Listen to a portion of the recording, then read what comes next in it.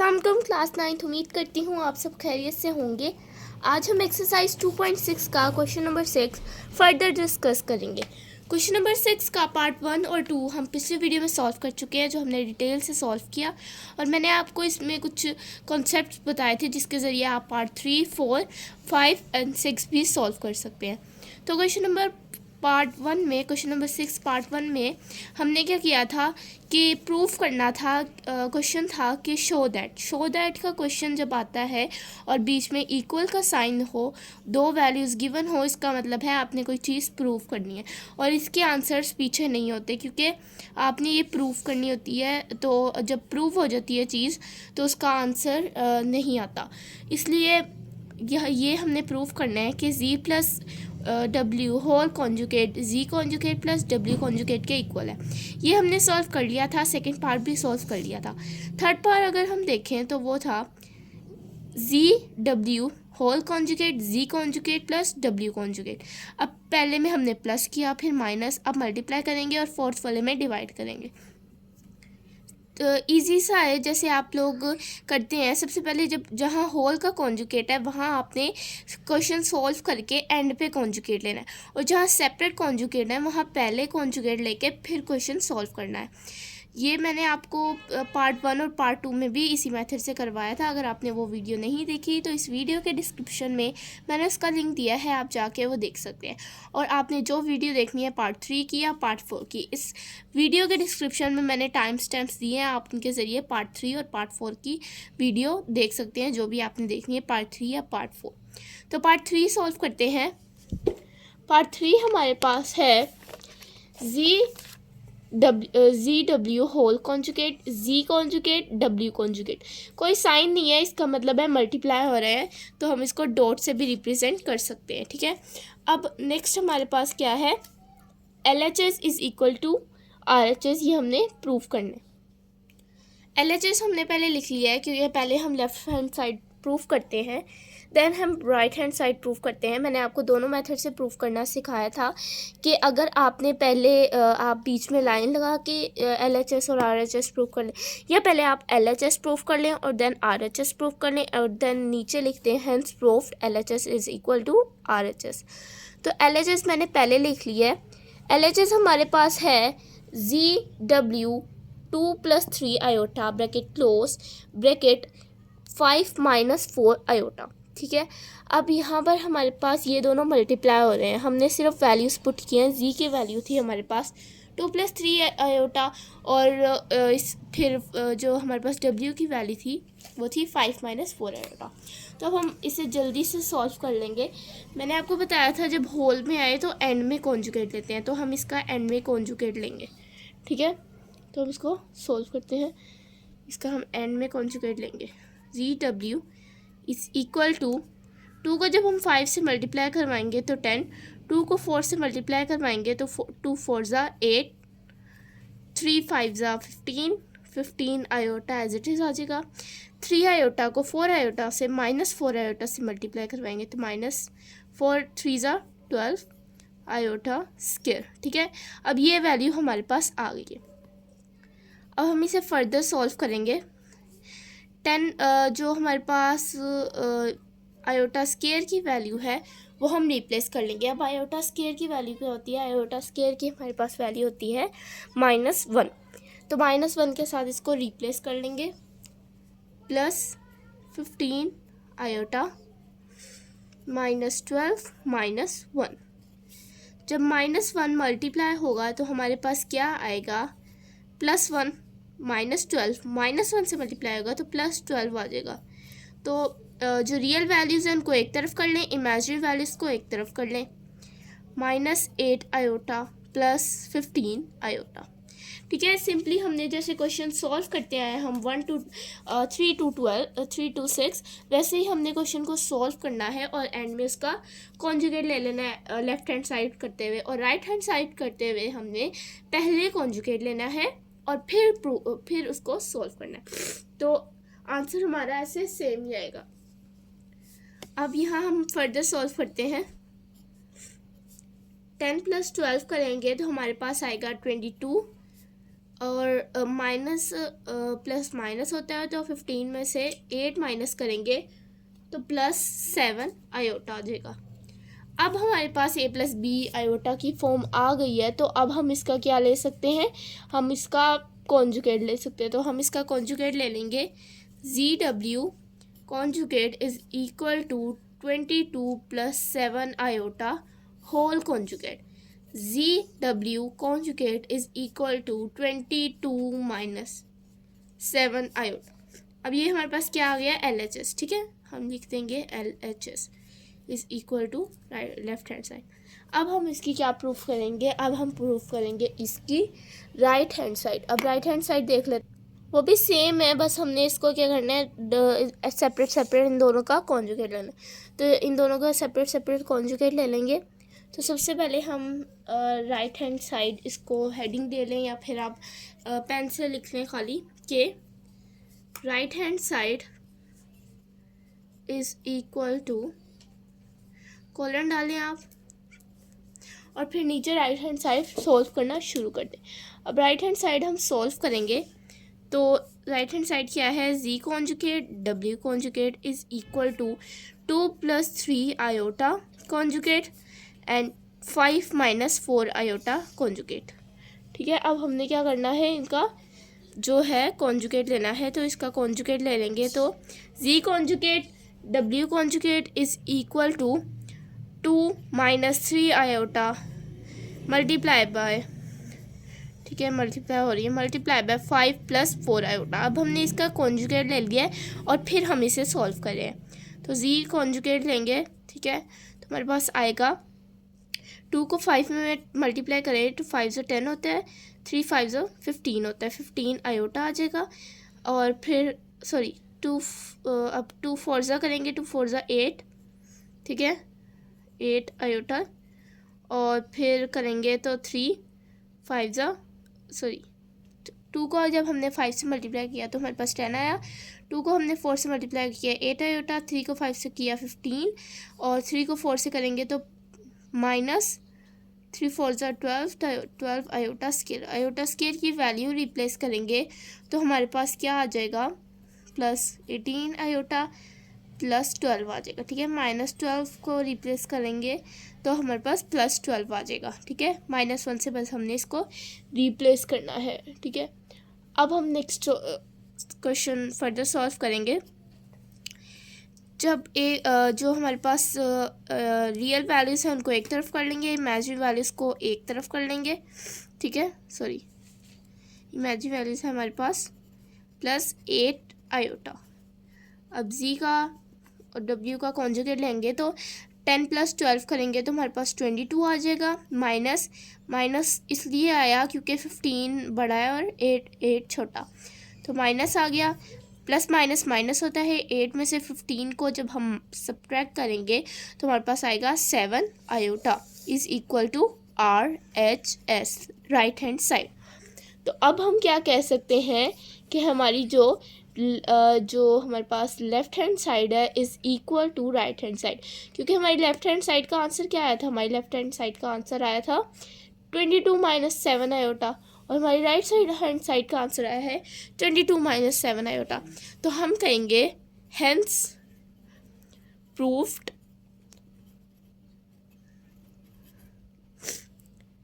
Left hand side is equal to right hand side, ठीक है। अब हम इसका जो हमारे पास इसका 4th पार्ट है, क्योंकि 3rd पार्ट हमने कर लिया है, तो अब हम बढ़ते हैं इसके 4th पार्ट की तरफ। तो पार्ट 4 देख लेते हैं क्या है हमारे पास। पार्ट 4 है हमारे पास Z/W whole conjugate is equal to Z conjugate by W conjugate where W is not equal to 0. W is not equal to 0 इसको आप छोड़ दें, क्योंकि रैशनल नंबर में कभी भी जो नीचे वाला डिनोमिनेटर होता है वो 0 के इक्वल नहीं होता। तो एक्स्ट्रा इन्फॉर्मेशन है, ठीक है, आपने परेशान नहीं होना, ठीक है, ये ऐसे ही इन्होंने दी हुई है। आप क्वेश्चन सॉल्व करें ऐसे ही, ठीक है। तो हम क्वेश्चन इसको देख लेते हैं, क्वेश्चन हमारा क्या है। तो पार्ट 4 मैंने लिख लिया है which is LHS is equal to RHS to proof है Z/W होल कॉन्जुगेट हमने लिख लिया है LHS यानी लेफ्ट हैंड साइड हम पहले प्रूफ करेंगे। तो लेफ्ट हैंड साइड हमारे पास है Z/W whole conjugate is equal to 2 + 3 iota divided by 5 - 4 iota whole square. अब हमने इनका होल स्क्वायर लेना है। मैंने आपको बताया था कि जो पार्ट ए है वो हम बाद में पहले सॉल्व करेंगे और बाद में कॉन्जुगेट लेंगे। पार्ट बी में हम क्या करेंगे, पहले कॉन्जुगेट लेंगे और फिर सॉल्व करेंगे। इसी प्रोसेस से हम क्वेश्चन करते हैं और इसी प्रोसेस से आगे करते रहेंगे। तो इसलिए हम वही प्रोसेस अप्लाई करेंगे। Z/W है। अब आप देखें फ्रैक्शन की फॉर्म में आ गई है। तो फ्रैक्शन की फॉर्म है तो मैंने आपको बताया था कभी भी रैशनल नंबर को हम ये जो फ्रैक्शन की फॉर्म में होता है ये हमारे पास सॉल्व नहीं होता। जब भी क्वेश्चन में आता है हमने पहले इसको रैशनलाइज करना होता है फिर इसको सॉल्व करना होता है। ठीक है, हमने इसको पहले रैशनलाइज करेंगे फिर इसको सॉल्व करेंगे। और रैशनलाइज हम कैसे करते हैं, रैशनलाइज हम by multiplying both the numerator and denominator with the conjugate of denominator, यानी डिनोमिनेटर का कॉन्जुगेट लेके दोनों को हम मल्टीप्लाई करवाएंगे जिससे हमारा क्वेश्चन जो पार्ट है जो हमारे रैशनल नंबर है वो हमारा रैशनलाइज हो जाए, रैशनल नंबर रैशनलाइज हो जाए। मल्टीप्लाई करेंगे 5 + 4 आयोटा से, 5 + 4 आयोटा से। ठीक है, पहले रैशनलाइज करेंगे फिर इसको सॉल्व करेंगे। Z/W आ जाएगा होल का स्क्वायर, होल का conjugate is equal to 2 + 3 iota multiply होगा 2 मल्टीप्लाई होगा 5 + 4 आयोटा से और +3 आयोटा मल्टीप्लाई होगा 5 + 4 आयोटा से। ठीक है, अब डिवाइड करवा लेंगे इसको 5 का स्क्वायर। अब आपको ये बताने की ज़रूरत नहीं है क्योंकि हम क्वेश्चन सॉल्व करते हैं तो इतना तो आपको पता लग गया होगा कि 5 - 4 आयोटा 5 + 4 आयोटा दोनों को कंबाइन करें तो एक आइडेंटिटी बनती है a - b into a + b या a + b into a - b is equal to a² - b²। तो a क्या है हमारे पास 5 का स्क्वायर, b हमारे पास है 4 आयोटा होल स्क्वायर आ जाएगा। यहाँ पर हमारे पास Z/W है। ठीक है, दोबारा हम करेंगे इसको। Z/W है हमारे पास होल का स्क्वायर होल का कॉन्जुगेट इज़ इक्वल टू 2 जब 5 से मल्टीप्लाई होगा तो हमारे पास आएगा 10। 2 को 4 से जब हम मल्टीप्लाई करवाएंगे तो हमारे पास 8 आयोटा आ जाएगा। तो हम ऐसे ही जब इनको मल्टीप्लाई करवाएंगे तो हमारे पास आएगा 5 को 2 से मल्टीप्लाई करवाएंगे तो 10 और 5 को 4 को 2 से मल्टीप्लाई करवाएंगे तो 8 आयोटा आ जाएगा। ठीक है, अब हमारे पास फिर नेक्स्ट क्या आएगा, +3 को 5 से मल्टीप्लाई करवाएंगे 5 × 15 आयोटा और 3 को जब हम 4 से मल्टीप्लाई करवाएंगे तो हमारे पास आएगा 3 × 4 = 12 तो +12 आयोटा आ जाएगा। आई होप यहाँ तक आपको समझ आई होगी। ठीक है, यहाँ तक प्रोसेस बहुत आसान है। हमने बस अगर आपने पहले मेरी वीडियोस देखी हुई हैं तो उसमें मैंने आपको डिटेल से डिवीज़न ऑफ इरेशनल नंबर्स सिखाई है कि कैसे उसको रैशनलाइज करते हैं, कैसे उसको एक रैशनल नंबर यानी a + b आयोटा की एक कॉम्प्लेक्स नंबर की सूरत में उसको आंसर लाते हैं और देन उसको सॉल्व करते हैं। तो अगर आपने मेरी वो वीडियो नहीं देखी तो सबसे पहले आप वो वीडियो देखें, देन आपके कॉन्सेप्ट्स जब क्लियर हो जाएंगे तब आप इस क्वेश्चन को सॉल्व करें। तो क्वेश्चन को हम अब दोबारा सॉल्व करते हैं। 5 का जब हम स्क्वायर लेंगे तो 25 आ जाएगा। आयोटा का स्क्वायर एज इट इज़ लिख लेंगे, 4 का स्क्वायर लिखेंगे तो 16 आ जाएगा। Z/W, ठीक है, Z/W होल का स्क्वायर इज़ इक्वल टू 10 को रिप्लेस करेंगे आयोटा, यहाँ पर आयोटा स्क्वायर आना था। ठीक है, 10 को रिप्लेस करेंगे -12 से। -12 कैसे आया, अब मैंने आपको इतनी दफ़ा 12 की तो करा ही दिया है। तो ये जब +12 -1 से मल्टीप्लाई होगा तो हमारे पास क्या आ जाएगा, -12। ठीक है, तो -12 आ गया +8 आयोटा +15 आयोटा। कॉम्प्लेक्स नंबर को एक तरफ कर लें, रियल नंबर को एक तरफ कर लें। 16 -1 मल्टीप्लाई होगा। ठीक है, Z/W whole is equal to 10 - 12 करेंगे तो हमारे पास आएगा 2 - 2 plus 8 iota plus 15 iota plus करेंगे प्लस 23 आयोटा आ जाएगा, ठीक है। डिवाइडेड बाय 25 प्लस 16 आ जाएगा, which is equal to -2 plus 23 iota divided by 41, ठीक है। 41 क्योंकि जब हम इसको 41 नहीं आता है तो हम इसको 41 से डिवाइड करवा लेंगे, ठीक है।